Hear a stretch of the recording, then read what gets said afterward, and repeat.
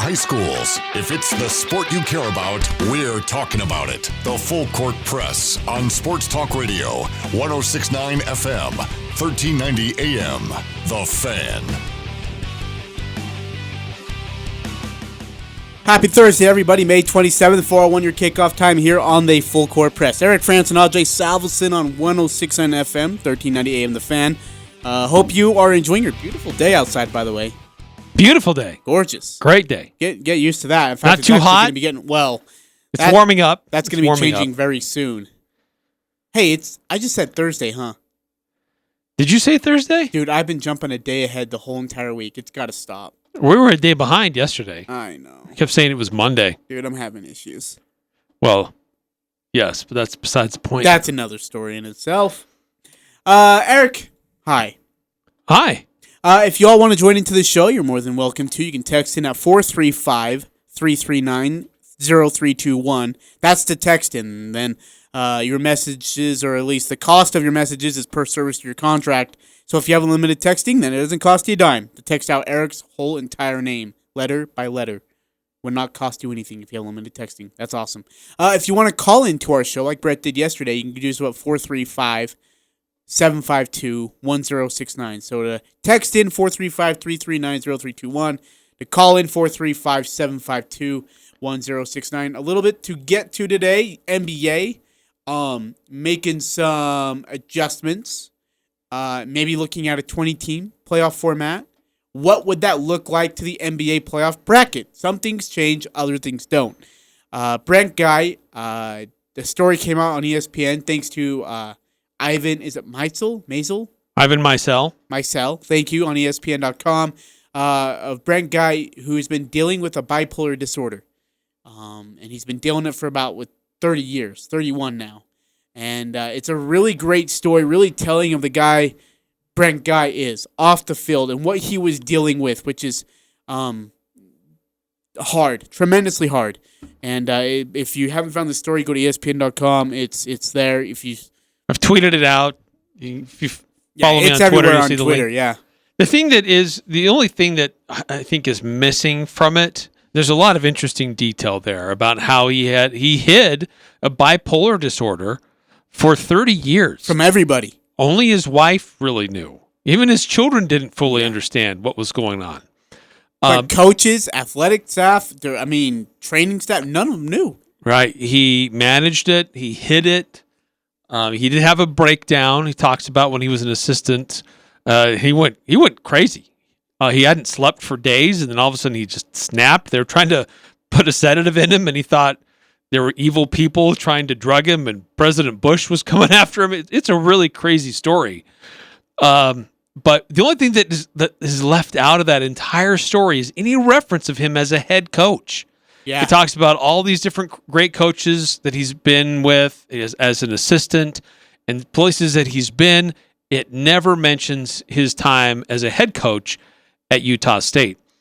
And granted, it's not really part of the whole narrative, but I can't imagine that the stress that was put upon him as a head coach was any greater than anywhere else he was as an assistant. And that would have been an interesting part to examine, is being a head coach and the additional stressors that come with that and how he coped with that. But, Brent Guy, interesting character. I never had a problem with him personally. He was always nice, to the media. I did think that there were some things as a head coach that just didn't work out. I think there were some things that he said that I'm sure he'd be happy to take back, that he said in some post-game comments that were, now we'd look back and say, whoa, that was really insensitive.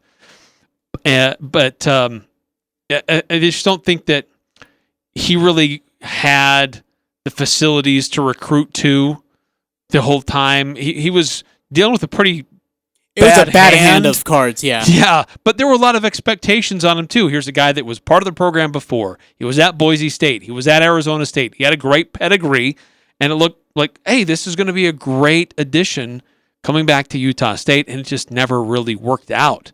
And the proof is in the pudding. I mean, wins and losses ultimately determine whether a coach is going to stay or not, and he wasn't winning.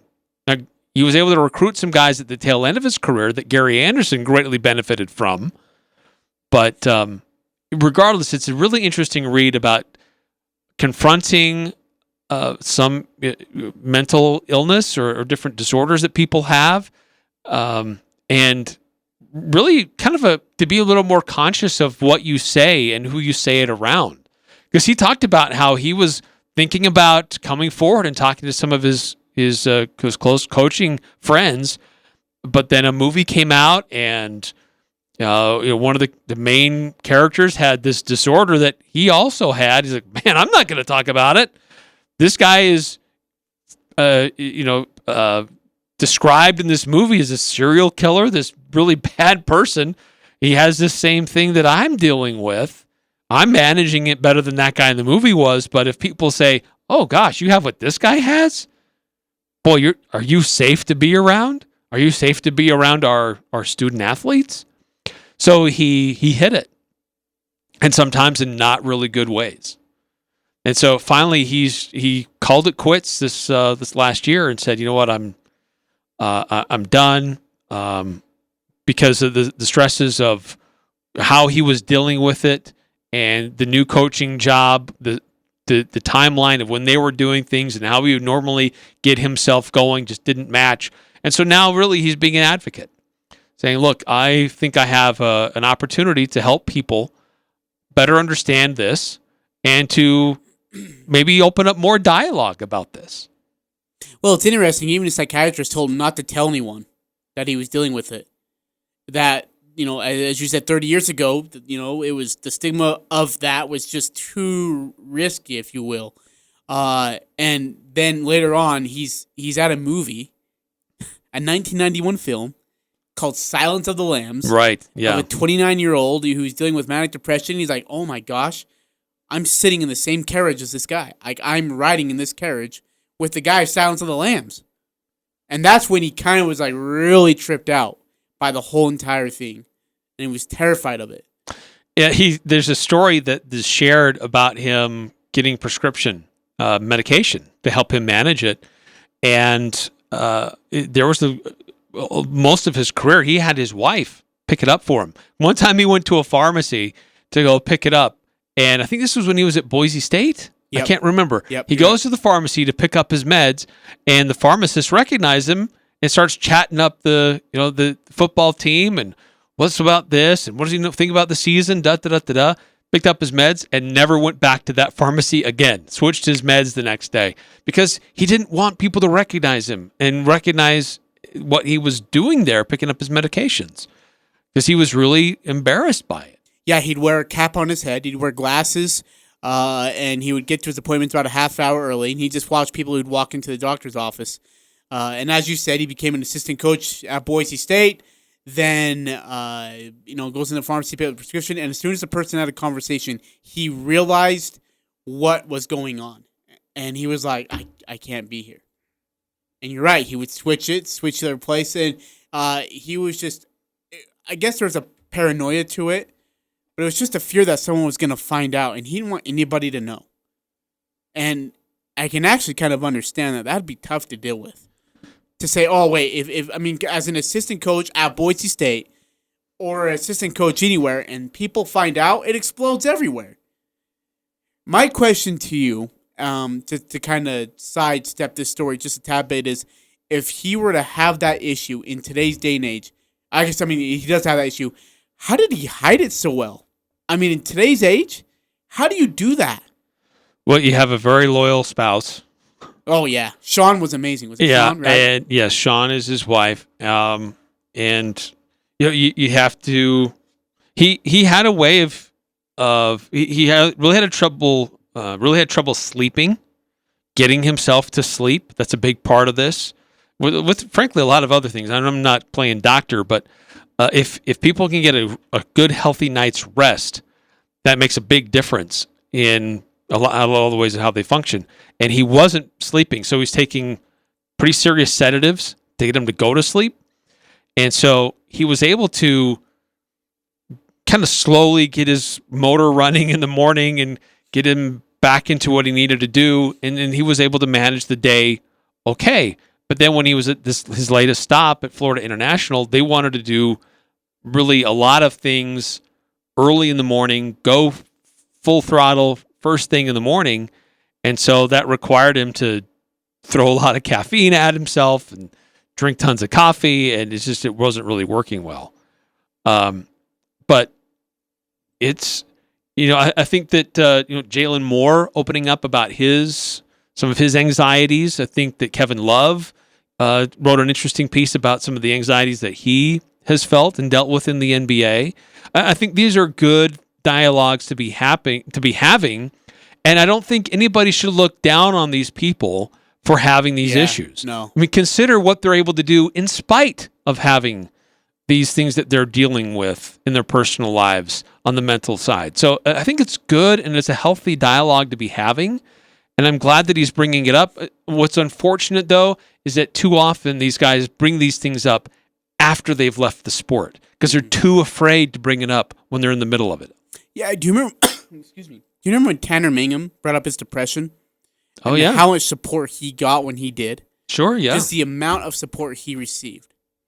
And I think that's the same way that people, I would hope, but in this world, in this day and age, you just don't know. But you'd hope that's the same amount of support that Brent Guy would get. And according to the responses to the article, it is. Now, granted, and let's be honest here, Brent Guy was not a good football coach, a head football coach. Right, I think he was a good defensive coordinator. Yes. I think Utah State's defenses had some good philosophy and good points that they were trying to do. But the way he tried to manage the offense and the type of offensive style that he wanted did not fit the personnel that was there. He was hell-bent on trying to do it his way, trying to incorporate Big Ten football, or Big 12 football at Utah State, and he didn't have the horses to do it. He never won more than 4 games. So in the season, I mean, Matt Wells won as many games in his first year as a head coach as Brent Guy did in his entire tenure at Utah State. So, yeah, it was absolutely the right decision for Utah State to move on from Brent Guy. He wasn't a good head coach, but it doesn't take away from what he did in some of the other areas along the way. He's highly regarded as a good coordinator. Very good coordinator. Assistant. Yeah, the FIU, I believe. That's where he was last. Yeah, loved him. Really did like him a lot. The staff. He was at Memphis. Yeah, he had a good little travel after Utah State. But as I was saying, he was not a great football coach, or he was the head football coach. But the person that you read off the field is a totally different. It makes you give a totally different kind of perspective of Brent Guy. Because when you read the story, I'm like, holy crap, he was going through all this while coaching, while being a father, while being a husband. Like, how did he not lose his mind? Like, not only are you a father and a husband, but you're also a coach for a Division I football team. How do you handle that as well as you possibly can? At least to the degree that Brent did. That's what amazes me so much. Yeah. Not an easy thing to do, and it can weigh on you. It's clearly, as we have seen here, he's not that old. I mean, he could still be a coach. He could still have years in him, but dealing with what he's been trying to deal with over these last 30 years, it got to the point where he needed to take a break. He needed to do something different. Really interesting article. Really encourage everybody to go read it. Yeah, it's so good. It's so well written by Ivan. Hey, I shouldn't, this probably isn't the time to ask, but Riley Nilsson, when he started at Utah State, right, and did some good things, if someone else is coaching, does Riley Nilsson come back instead of go to BYU? Because I was on a mission when that kind of whole thing spiraled out of control and he decided to go to BYU, so I wasn't there. But I was wondering how much of an effect that had. I'm sure it had a big effect. Because Riley wasn't put in until late. Mm-hmm. He didn't start doing things until right before he was going to leave. Mm-hmm.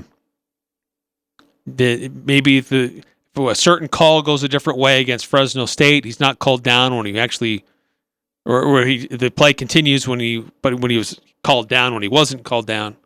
Anyway, but if there's something different that happens with the coaching staff while he's on his mission, Riley Nelson, this is just a guess, but I would guess strongly that Riley Nelson would have been back. Do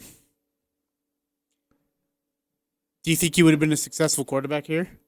Or he goes to BYU, he starts there, and things kind of spiral downward after maybe 2 or 3 games. Didn't take long for teams to scout him and then expose him. Well, he didn't start initially. No, he didn't start initially. He kind of fought his way into that starting position. But even so, like, and like I said, it's really unfair to do to Coach Guy. But I wonder if he still would have been as successful of a quarterback here, other than BYU, when BYU had the better talent. Let's be honest, the better coaching and the better talent, and he still couldn't succeed there. He beat BYU he beat Utah State on a last-minute drive in 2010 or whatever it was. But like really, his career didn't become much as a quarterback at BYU. So I mean, I know. Well, he had a lot of injuries. The back injury, right? Yeah, that didn't help him. But I mean, he was the best quarterback that was available to him. So I don't want to bag on Riley Nelson. I think that there just weren't a lot of great options that were going on at BYU at the time. And he was doing what he could, considering the circumstances. Yeah, that makes sense. I'm with you. All right. Again, find that article on ESPN.com. Really, really good article on Coach Brent Guy, former head coach here at Utah State. Then was at a couple other places, ends up at FIU, retires after, 30? How long did he coach? Well, after Utah State, he went to Louisville to coach. He was a defensive coordinator and he's linebackers coach for 1 year. Went to UNLV as a linebackers coach for a season. Spent a couple of seasons at Tulsa as a defensive coordinator and linebackers coach. Coached the safeties in Memphis for a season. And then it was at FIU the 2017 and 2018 seasons. And then basically retired January of 19. It's a good story. All right, let's take a break. Coming back, NBA basketball has got an idea of coming back. We'll talk a little bit about that. UConn it makes a drastic measure, and they cut a sport out of it, out of their university to... Not just one. Yeah. Few, right? Few? Yeah. I'm not even being... but just, I mean, it's a drastic measure during these COVID-19 times. We'll talk about that. We also have got... I just totally lost my mind here. That one thing about that one guy. That one guy. I hate you. And he did that stuff. You just freaking for that suck. team. I'm having a brain fart. In that other league? I'm having a brain fart. You don't even do anything. That's what you call a good goal. It was really, really cool thing that he did. That one time. Northern Utah and Southern Idaho's home for sports. It's the Full Court Press on Sports Talk Radio, 106.9 FM, 1390 AM. The Fan.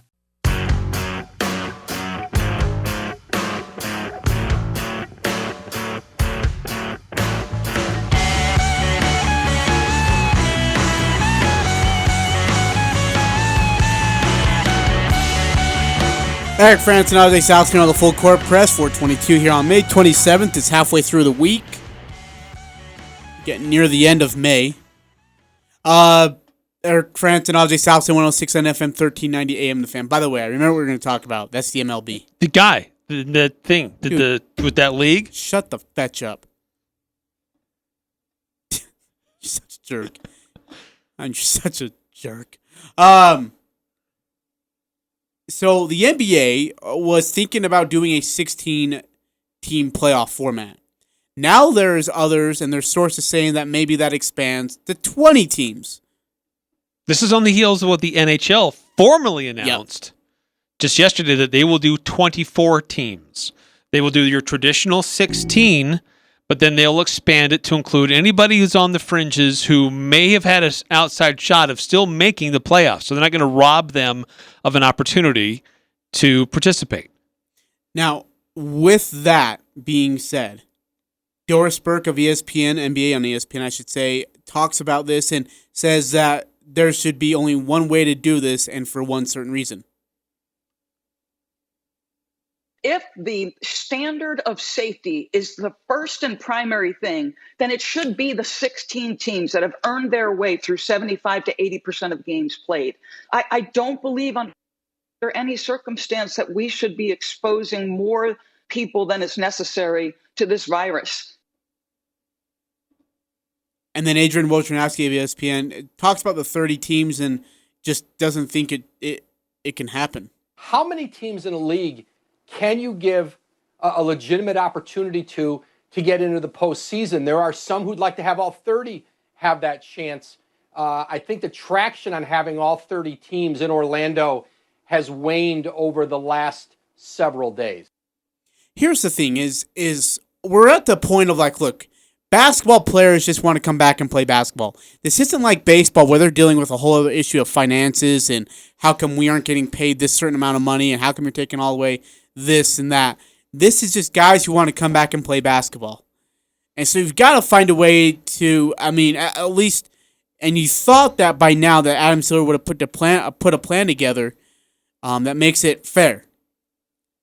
And my question to you, Eric, does 20 teams make it fair, or do you stay at 16 to keep it realistic and more interesting? Because 20 teams, we're just adding in teams that are going to get swept. Probably just like that. 16 keeps it competitive, right or wrong? Well, 16 is the number that you would normally see in a traditional playoffs. But, so if you add 2 more for each conference, so does that mean the Washington Wizards and Charlotte Hornets have the same equal shot as the Portland Trail Blazers and the New Orleans Pelicans, but have the Blazers and Pelicans have significantly better records? I mean, Charlotte Hornets, they've won 23 games. Only 23 games. They're a horrible basketball team. Yeah. New Orleans Pelicans have won 28. They're not necessarily much better, but they're not that far out of the playoff hunt in the West. They were only 3.5 games out. I don't... So again, it goes to that cutoff point. Where do you cut it off? Here's Spencer Dinwiddie of the Brooklyn Nets talking about the play-in tournament. I think obviously it could be very innovative for the league to, allow teams that are kind of close to the playoffs to, try to play their way in. I also know that if, let's say, the Atlanta Hawks knock off the Lakers or something, then, people are going to hate it, right? So it goes both ways. Like, this is another thing that it's hard to say. But if you're not in the playoffs and you don't want to come for, 3 games or something like that, kind of like Damian Lillard said, I mean, it makes perfect sense to me. We all play to win. We don't just play to be there. Yeah, and he actually brings up a good point. Say the Brooklyn Nets end up playing the Lakers, and they beat the Lakers in a series. Just hypothetically, everyone. Right, Kevin Durant comes back. Kyrie Irving's back. Suddenly they're a vastly different team than they were for the whole year. And they beat the Lakers. Would NBA fans be upset about it? Would they be PO'd? If you live in Los Angeles, yes. But isn't it good for basketball? Like, we get... And then everybody else will say, whoever else wins, there's a huge asterisk. There was going to be an asterisk before, but it just got bigger. But why? Why would they say that? It's a tournament, man. Hey, look, Ajay, it shouldn't matter because the NBA is rigged anyway, right? They only want certain teams to win. So. Well, David Stern is no longer the commissioner, so no, it's not rigged anymore. It definitely was rigged. I have theories, conspiracy theories, and all sorts of proof all above. But with Adam Silver, San Antonio Spurs would have never won a championship. We're not going down that rabbit hole again. So, but you're right. It would create big controversy though if you have a team that, for whatever reason, this layoff has been good to them. They've gotten healthy. They're hungry. They're going to go out there like, we got nothing to lose. All of a sudden, they knock off one of the contenders. It's just, Because a contender may be more veteran team. Does it take harder Adam Silver time off? getting themselves back? Because Adam Silver's looking for at this point, you're looking for good TV revenue ratings. I think there are enough good teams in this field that it's going to be interesting. You really do. Yeah, Lakers, Clippers, Bucks, Celtics, Raptors. I mean, there's a lot of really good teams. And then you've got some of the upstarts that were waiting for their opportunity. They're trying to improve and be there, like the Denver Nuggets, Utah Jazz. You never know what's going to happen with the Rockets. Okay. So I think that there's enough interesting teams and big names, big personalities that it will be really interesting.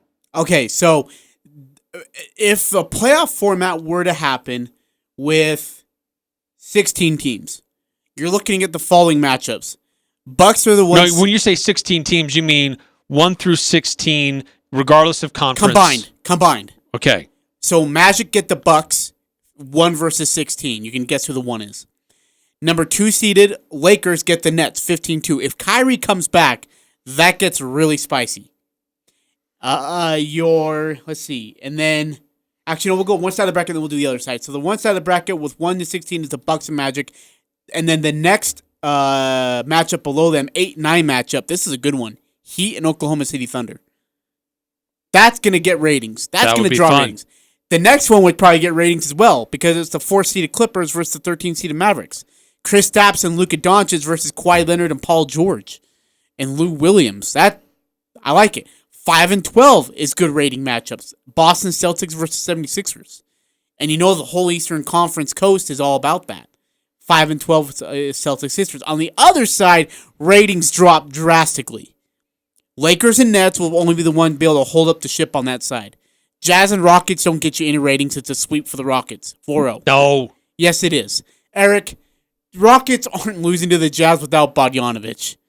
I know you're in give the Jazz a chance to do something. Why would you give because you're a Jazz fan, and it's cute. It's adorable. I mean, you have your little Tinkerbell suit on. That's nice. 3-14 is Toronto and Memphis. Nuh-uh. Nobody cares. John Morant, he's Rookie of the Year. Catching people by storm. Versus Toronto. I'm sorry. That's not how. Yeah, probably not. Denver and Indiana Pacers. 6-11. I would watch that. I think that'd be really interesting. Actually, I would too. So that's what it would look like. 20 teams is too much for me. There's not enough interest in 20 teams being in and like you said. Well, I would just how would they cut it off? Like if you have an above 500 record, you're in automatically. Okay, great. Well, you still have a couple spots to fill. Because right now, Memphis is below 500. You got Orlando, Brooklyn, they're below 500. Okay, so if you're in the top 16 anyway, you're in automatically. Okay, sure. Great. So how do you fill the last 4? Because if you look at just winning percentage, how you've done so far, then the last 4 are coming out of the Western Conference. Portland, New Orleans, Sacramento, and San Antonio. And those are all pretty good teams that all have legitimate shots at still trying to make it into the playoffs. Is San Antonio have a legit shot still?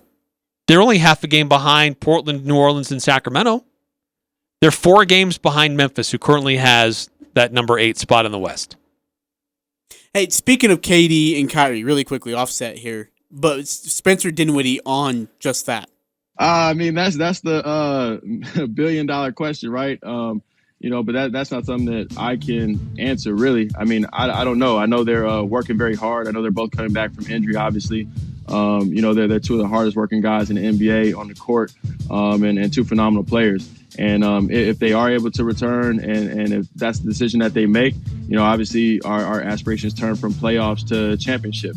If they're not able to return, which obviously they pretty much said that's kind of the stance that they're taking, then, we still want to be a team that grinds and tries to get to the playoffs and makes a run in the playoffs. But we also understand the talent that they add being, 2 top 10 players and KD being, in my opinion, like I said, the greatest scorer of all time. Greatest scorer of all time. Oof, that's, yeah, okay. Just because he's on your roster, you feel like you can say that. Hey, here's the thing. Kyrie's coming back if they go to the playoffs. There's no way Kyrie says no to that. No way. Kevin Durant, okay, 50-50. 50-50 with Durant. If he comes back and he's healthy, it is a whole new ball game.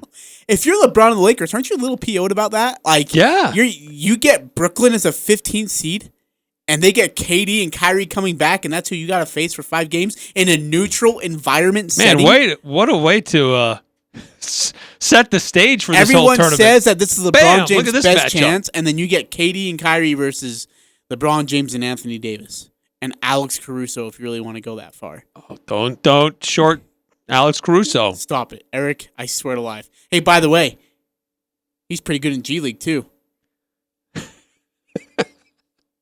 Here is Matt. Here is good for him. Hey, but you said, I love what you said about the asterisk. Matt Barnes on that. He's never one short for words. Now, granted, I helped the guys prepare. I was a solid vet talking to other players when they were going through some stuff. But to me, nothing was ever handed to me. And I felt like that was handed to me. So I accepted it. I think there's a misconception that I didn't want the ring. I accepted the ring. There's a little story with that, why I don't have it right now. But I just don't count it as a championship. Oh, okay. So sorry, that was something else. So Matt Barnes won a ring while being on the Warriors roster. But he didn't accept the ring because he felt like he didn't earn it. So he politely told them no, that he wouldn't take the ring. Oh, okay. Carmelo, are you listening? Okay, he didn't win a ring, but he tried. Well, Carmelo never had an opportunity to win it. Yeah, he did. He had an opportunity to win a ring, but he never won a ring. He was never on a team that won a ring. Yeah, but if you went to the Lakers and then they won a ring, would you accept it? Yeah. Yeah, he would. Well, yeah, he would. Well, he helped them get there. Okay. He did have some injuries that season, but yeah, kept him out for a while too, like Carlos Boozer all over again. Okay, is there an asterisk in your opinion? Is there an asterisk to winning an NBA championship this year? I mean, there shouldn't be, but somebody's going to pull a Phil Jackson and say there should be an asterisk. That shouldn't really count. Because someone's not going to be happy with how the outcome is. But it was all beyond anybody's control. It's not like the lockout year when Phil was trying to say the Spurs championship that season shouldn't count. A championship is a championship. But it is very strange how there would have been like a 3 or 4 month break of organized basketball. And then they come back together and try to determine the champion. It's just unprecedented. There shouldn't be an asterisk, but everybody will look at whoever wins with a little skepticism about how they got there and how they won it. But why? That's the thing, is it doesn't make sense as to why. I just still have to play. There may be some teams that are better built for this type of situation than others. What do you mean for this type of situation, though? Well, and I've heard it debated. Is it better to have a younger team that can get themselves back into shape and back into the groove quicker? Or is it better to have an older team that these weird disruptions don't bother them that much? Having to relocate to a foreign gym and starting to pick up basketball again won't really affect them as much because they've seen a lot of different things. So I don't know. It's very different. Okay, so out of the Bucks, Magic, Heat, Thunder, Clippers, Mavericks, Celtics, Sixers, Lakers, Nets, Jazz, Rockets, Raptors, Grizzlies, Nuggets, Pacers, who gets screwed over the most in this scenario, and who benefits the most from this scenario? Well, I actually think that the veteran teams maybe have a bit more of a challenge. And I don't know why, but it's just my hunch.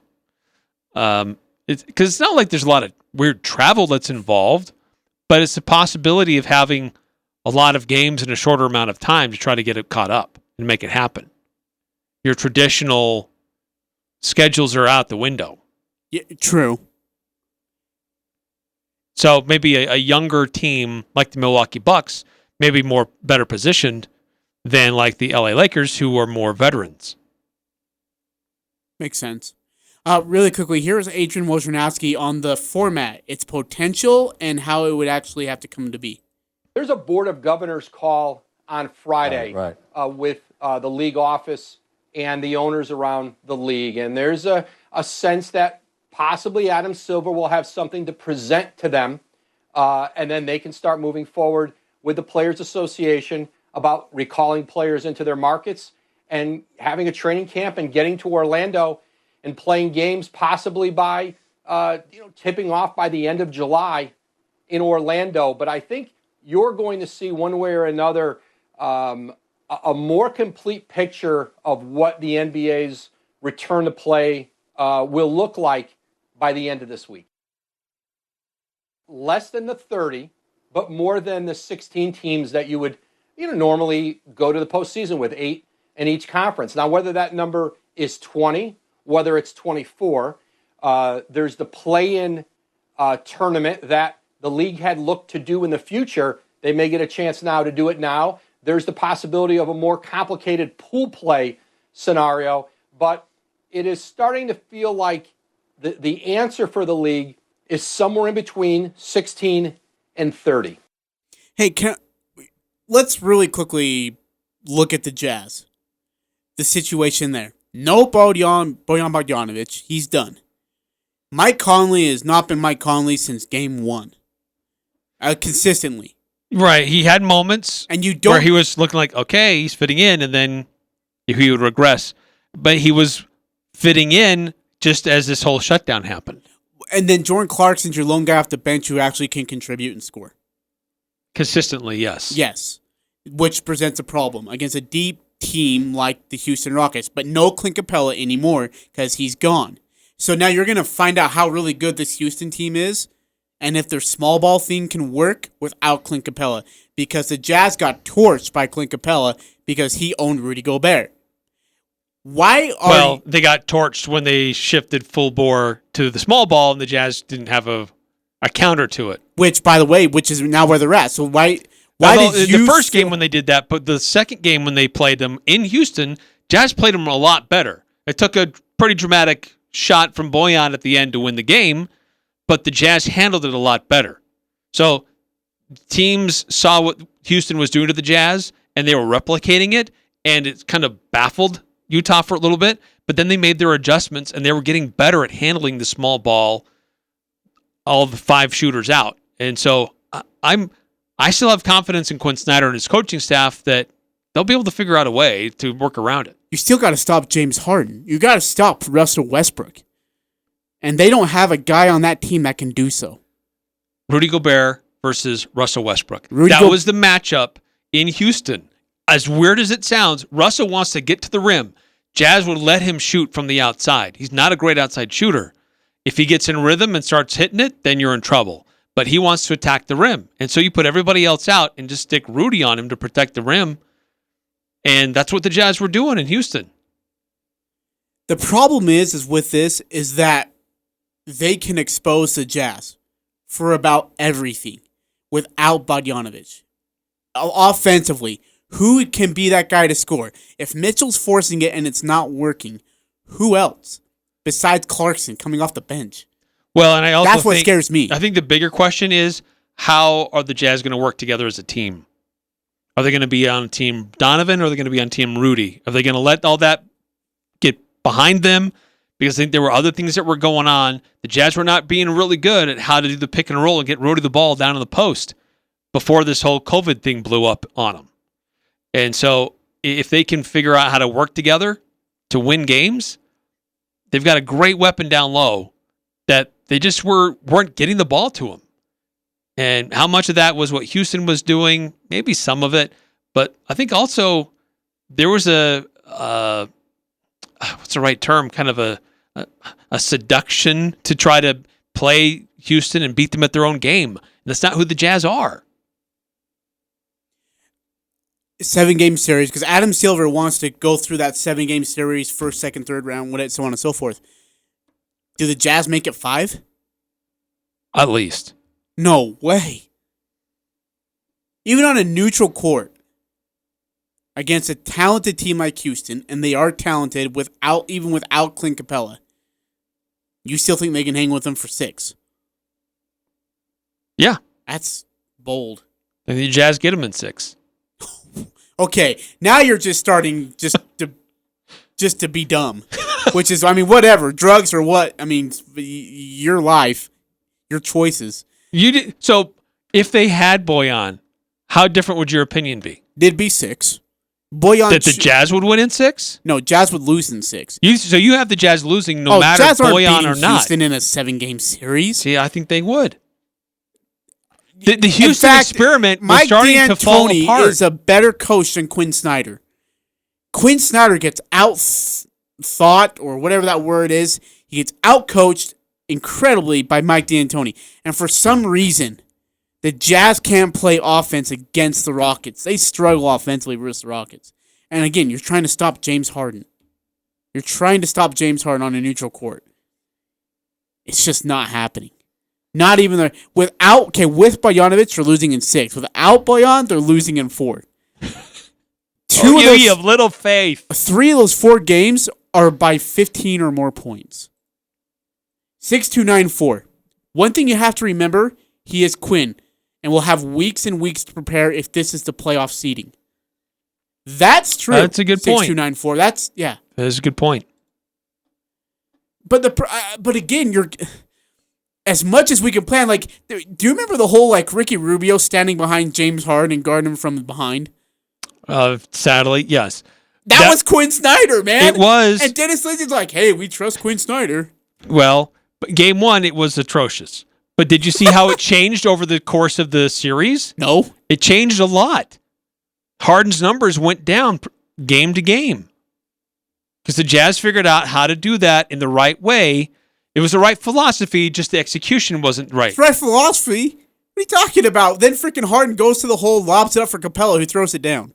That was what we were seeing for like games 2, 3, 4, and 5. I don't think there was a game 6 that series. It was just odd. And it just seemed like, what the heck are you doing, Quinn? Make an adjustment here, man. And like games 1 and 2 were ugly. Games 3 and 4 were a little bit better. In game 5, series was over. I don't trust... I hate to say it, 6-2-9-4, but I don't know if I trust Quinn Snyder not versus Mike D'Antoni. I don't know if I trust Quinn Snyder versus James Harden and Russell Westbrook. And like you said, is it Team Gobert, is it Team Mitchell, or is it Team Jazz? Yeah, it's a Team Quinn. Where do these guys stand? That's what worries me the most. If they're not Team Quinn when they get together, then it doesn't matter who they're going to play. Hey, can I ask you one more question? Okay, so say season's over. We get swept by the Rockets in 4 games, 4 in, 4 out. Good night. Rudy Gobert is a free agent when? Is it in 2 years? It's next year. I was going to say, I think it's next summer, along with Giannis. 4-year, yep, it is. It's next summer. Along with, by the way, that free agent class is just stupid good. Yeah, but they're not going to get the money. Because the money from what's happening this year it's going to affect things for several years in the NBA. Do you trade Rudy Gobert this summer so you get value out of him? Or do you trade Donovan Mitchell so you get value out of him and keep Rudy Gobert? I don't even want to think about that. Come on, do it. Come on. Get negative with me. Do it. Okay? You've been way too positive, and it's starting to really make me mad because you're being unrealistic positive. Why do I have to trade any of them? You need to be realistically negative. Why not? Dude, Rudy Gobert and Donovan don't see eye to eye. They're not. There's no way that they're like sharing a bag of gummy bears on the bus with each other. You don't have to. Okay, Gobert wants out. Do you let him go, or do you go one more run at it and try to salvage the relationship and make something out of it? Or I think how much value do you get out of it? Well, I think that he's going to try to get a max contract because he was an all-star, and defensive if he player wins of the year defensive player of the year twice. again, it's a super max, by the way. And I don't think that the Jazz have the money to do that. And I don't think that we've seen this multiple times over the years. Sinking all of your money into a defensive player won't get you as high as you think you're going to get. So I would be really, really hesitant for the Jazz. Rudy has to display more of an offensive prowess to command that kind of money. He has. What are you talking about? Does he average nearly 20 points a game? In this day and age, he doesn't get a touch the ball because Donovan Mitchell's too busy taking 50-footers and spinning one-handed no-look shots. Like, he doesn't get the opportunity to touch the ball offensively. Because Donovan Mitchell... He does. I mean, he has improved his offensive game this last year. But he has to do touches. More. But he's got to get more chances. In another team, in another offense, he gets those chances. Here in Utah, he won't because of Donovan Mitchell. You trade him this summer, or this offseason. Donovan? No, Rudy Gobert. And you're bagging on Donovan. You're acting like he's not helping his team. But they're going to keep Donovan, the younger guy. They're going to keep the Mr. Face of the franchise. Rudy, you get value. You get more value out of Rudy probably as of right now. You get a first-round pick and an all-star, or you get 2 firsts and a second, or you get 2 seconds, maybe 3 seconds and a first. You get greedy in trading Rudy Gobert before he takes off next year, and you get nothing out of him, like we did with Gordon Hayward.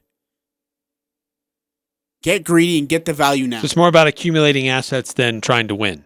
We can't win. We just proved that. If we get swept by Houston, you can't win with Rudy Gobert. You can't win with, I don't know what you can win with.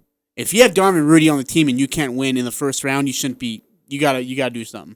And by the way, that Mike Conley thing blows up in your face too. Hey, we got to take a step aside. There's big news coming out of University of Connecticut. We've heard of programs across the country, schools cutting certain athletic teams. UConn is allegedly taking it to a whole other level. It's not good. But is it all because of COVID, or is it because of bigger problems that were already going on? It's all coming up on the Full Court Press. The Full Court Press. Connect with us on Facebook, Twitter, and online at 1069thefan.com.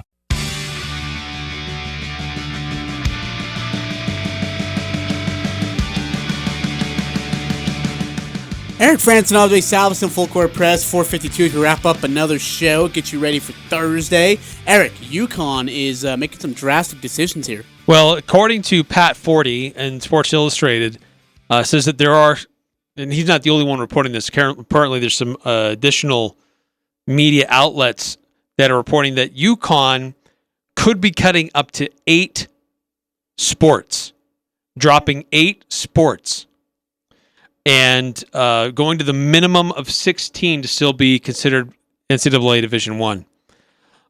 But one of those sports, now we know UConn is a great powerhouse for women's basketball. We know that they've won in men's basketball in years past. Interesting to hear this because we hear that they signed some special deal with CBS Sports that they're going to broadcast their games.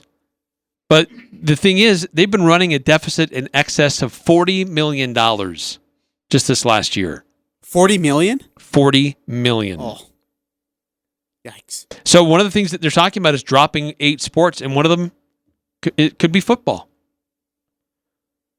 We've heard of other sports being cut over the last 2 months because of financial problems that are already existing with a lot of these programs around the country. But UConn taking it to a whole other level. And this was once a school that was part of a power program. They were in the Big East. But they've mismanaged a lot of things. They haven't been able to hold on to a quality head coach for football. They've been independent. It hasn't worked out. It's been very costly. And now they're going to be dropping. In 2018, UConn went 1-11. But the coaches that year got $84,000 in bonuses. I mean, that tells you enough about the mismanagement of what's going on in UConn athletics.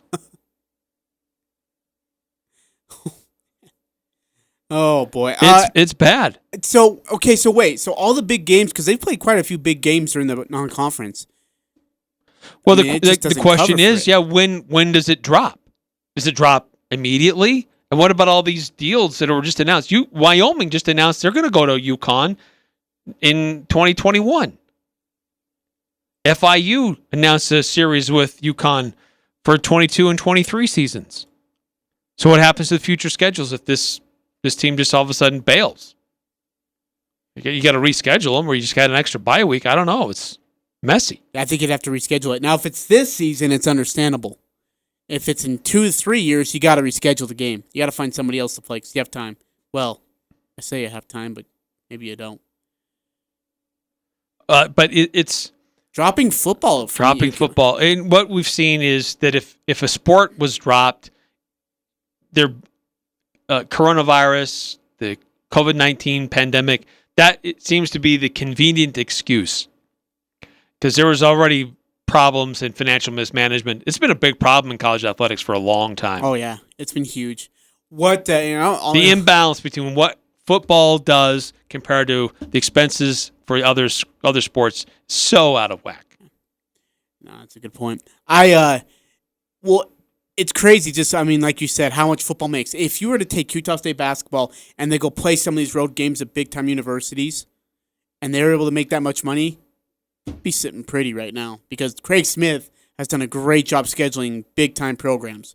Even if it is on a neutral court, quote unquote, like in Florida, still a big time game. So, all right, that's going to do it for today. We'll get you ready. Well, I guess we'll see you tomorrow for Thursday here on 106.9 FM, 1390 AM, and 1069thefan.com. This has been the Full Court Press. I'm Dan Patrick, and this is Above the Noise. While the NBA is still trying to iron out details of how they'll finish the 2020 season, the NHL is going straight to the playoffs. They announced that they plan to hold a 24-team tournament in 2 hub cities. While there are details to fill in, it appears that 8 teams will get byes and everyone else will compete in a play-in round. Critics might argue it's not the same if you don't complete the regular season. But the NHL is just like the NBA. The season is too long. Are we really going to miss the last 15 games? None of this is ideal, but as Commissioner Gary Bettman said, hockey fans overwhelmingly want to finish the season. It's a good bet that NBA fans feel the same way. That means the leagues will have to get creative, very creative, and we will have to live with a little bit of compromise. I get the feeling once the action returns with the NBA and the NHL, the complaints will fall by the wayside, and the intense playoff competition will take over. I'm Dan Patrick, and this is Above the Noise.